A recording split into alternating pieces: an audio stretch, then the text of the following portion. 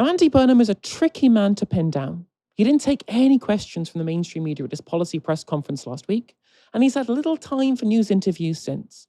One person, however, that he did make time for, though, is former England footballer and Goalhanger podcast head honcho Gary Lineker. Now, he's not someone known for asking the tough questions, but he didn't shy away from pinning Burnham down on foreign relations. Obviously, our relationship with America is hugely important. How are you going to deal with Donald Trump? Maybe in a similar way to the way I've just described. I'll just meet him where he's at. And, I like to think I've got some personality myself, and I'll just, I'll deal with him very upfront in the same way. I think he likes people to deal with him. He described Manchester as some town when he was referring to my position, and I might have to. You know what Manx are like, Gary. That won't have gone down fantastically well in the city I used to represent. Have you spoken to him yet at all? No, not yet. So that will come in the next few days. But yeah, it's about being yourself, isn't it? It's about respecting the office, the relationship, the UK-US relationship.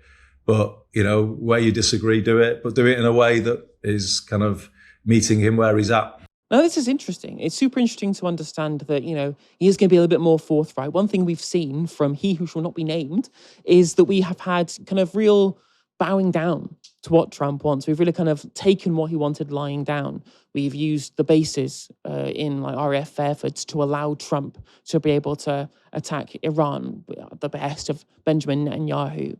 We've gone into negotiations and we've given him, increased cost of NHS medication in response to hopefully maybe please don't tariff us as much as everybody else.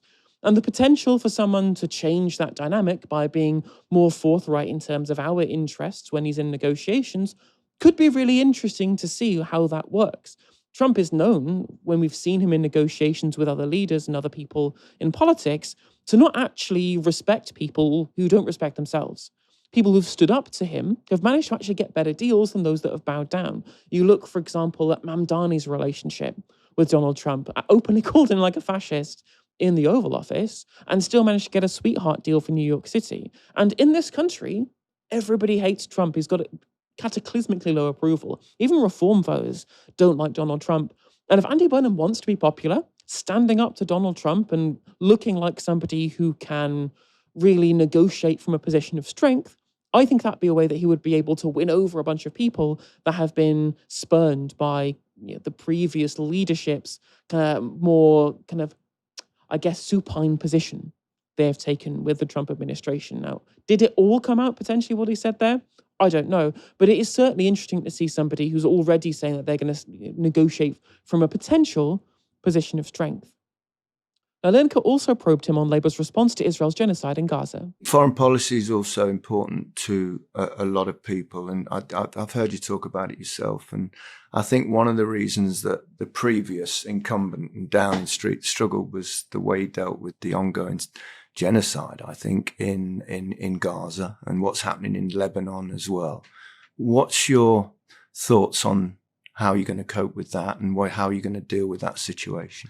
Well, I did address Gaza directly last week, and I recognised that Labour got it wrong. I mean, obviously, the attacks of October the 7th were horrendous, but at the same time, I looked then at what happened in the aftermath and has carried on happening.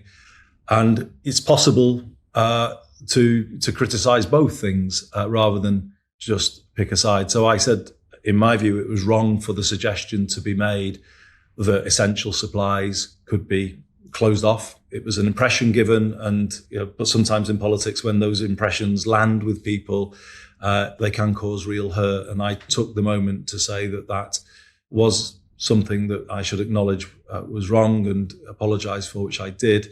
And I think, as you said in your question, I have real concerns about, the destruction of Gaza and, the disproportionate nature of that. So, from my point of view, I, will always try and call it as I see it in the fairest way that I possibly can. I won't shy away from saying those things.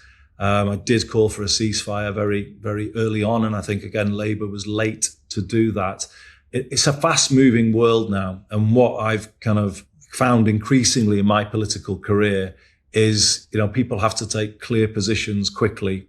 And that's the way the world is right now. And I will do my best in this job to do that. But I recognize in this particular instance, we do have to reflect on where we didn't get it right in the past. What's interesting there for me is that, first of all, we didn't respond to Gary Lineker calling it a genocide with what you hear is everybody else go, well, it's not been officially ruled a genocide yet, which again, that could potentially cause some angst from some sectors of society. But, not pushing back is something we've seen from lots of people who have done so. It's an interesting little tidbit there. But what was also interesting, like specifically calling out the comments that Keir Starmer made on LBC as well, and also specifically saying, we need to be more forthright and take clear positions early. And if there's one thing that we've not had, especially on something like Israel and Gaza for the last few years, is any sense of moral clarity from many people. So again, we're not getting hard and fast commitments just yet, outside of, apologies for what's previously been said. But if this leads to some kind of foreign policy prospectus, which is a little bit more forthright in its positioning, that could be welcome. We'll have to see further down the line. Now, those comments we did hear, however, have not gone down well with pro-Israel figures. Spectator contributor Jonathan Sacerdoti had this response to Burnham's comments last night on Talk TV. About some of this actual content of what he said, I don't want people to think this is just a whinge for no reason. It was so misguided what he said about Israel. He said that Netanyahu's government is clearly attempting to make a two-state solution impossible. Did it not occur to him that maybe the Palestinians made a two-state solution impossible when they burst over the border into southern Israel and raped and murdered and kidnapped people, killed children in front of their parents and parents in front of their children, as we've said many times, did all those horrific, barbaric, unthinkable things? Does he not think that maybe a two-state solution was impossible regardless of Bibi Netanyahu? He says that he apologized for what the Labour Party had done towards the beginning of the war, i.e. the closer you go back towards that horrific act on October the 7th. He said that the initial response didn't get it right, that the response has too often not been good enough. But remember, this is a Labour government, which in the thick of this, when there were still hostages being held in tunnels and tortured and starved and killed in the Gaza Strip by the Palestinians, this government that he is now going to lead are the ones who decided to recognize a Palestinian state as a reward for that. Yep. At a time when it delayed, according to the Americans, delayed the release of hostages because it meant that Hamas actually were incentivized by what Keir Starmer said to hang on and make no concessions, to hang on and toughen their position, because those were the conditions under which Keir Starmer said Britain would recognize a Palestinian state. So that's what he should be apologizing for that the Labour government did. But instead, he's trying to make it worse, and he's trying to say that all of that wasn't bad enough. So it really is, either he understands nothing about the situation there, or worse, he understands everything about it, and he really doesn't care about any kind of sensible and peaceful resolution for this, nor about the Jewish community in the United Kingdom, who are mostly better informed than him on this and care deeply about it. Now, the idea that somehow the October 7th attacks were like the first thing that made a two-state solution unviable is quite funny to me, given that it was already unviable before October the 7th. And in my mind, October the 7th was part and parcel of the fact that such a negotiation had basically become impossible. Violence was always going to be inevitable, given Israel's continuous incursions into the West Bank, into Gaza, what they did in Al-Aqsa, the fact that up until October the 7th, 2023, it had already been the deadliest year for Palestinians in many, many, many years. Like, the two-state solution had already been made impossible by the policies of Netanyahu that preceded October the 7th. Right? So the idea that somehow that Hamas are the ones who are to blame here for making such a thing impossible, I find difficult to believe, when the settlements were already happening up until then. The continued occupation had been obviously from 1967 until then in terms of Gaza and the West Bank under total Israeli control.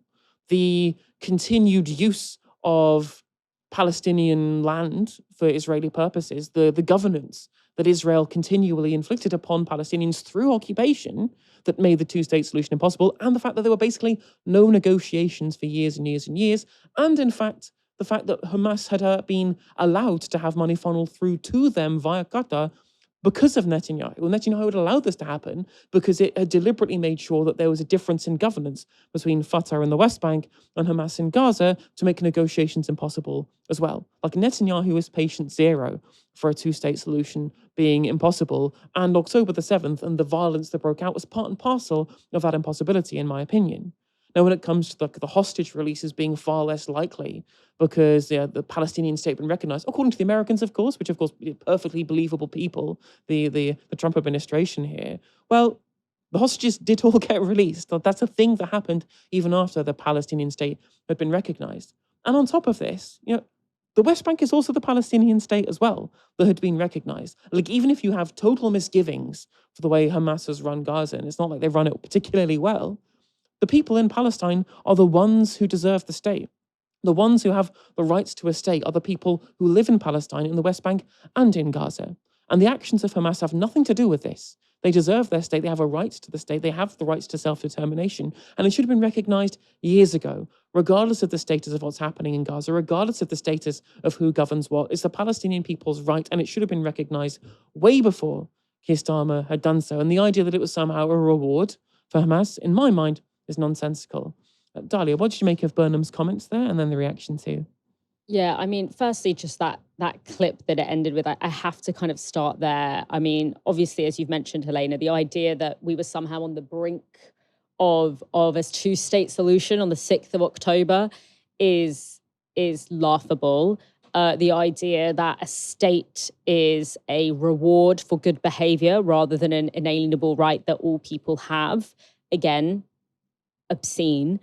But also that clip just, and we'll get on to this, Andy Burnham didn't say anything. Like, all he said was, we need to recognize the suffering of the Palestinians in Gaza. Like, that's essentially the only thing that he really committed to concretely. And it's just like, nothing is enough.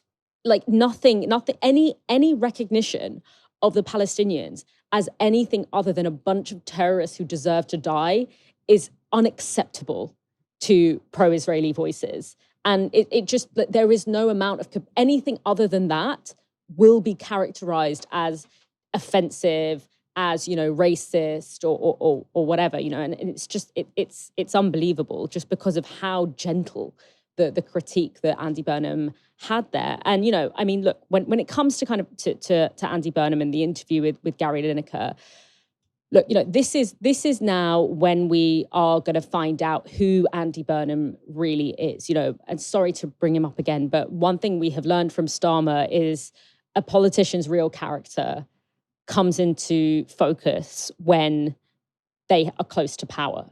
Proximity to power is the test, and that is the test that Burnham is currently sitting. You look into Starmer's history and you'll find all these articles, self-described socialist lawyer, all these really carefully thought out articles, that are critical of the state and critical of the law from this leftist perspective. And then, slowly he disintegrates into someone who presided over some of the most authoritarian expansions of police and state power.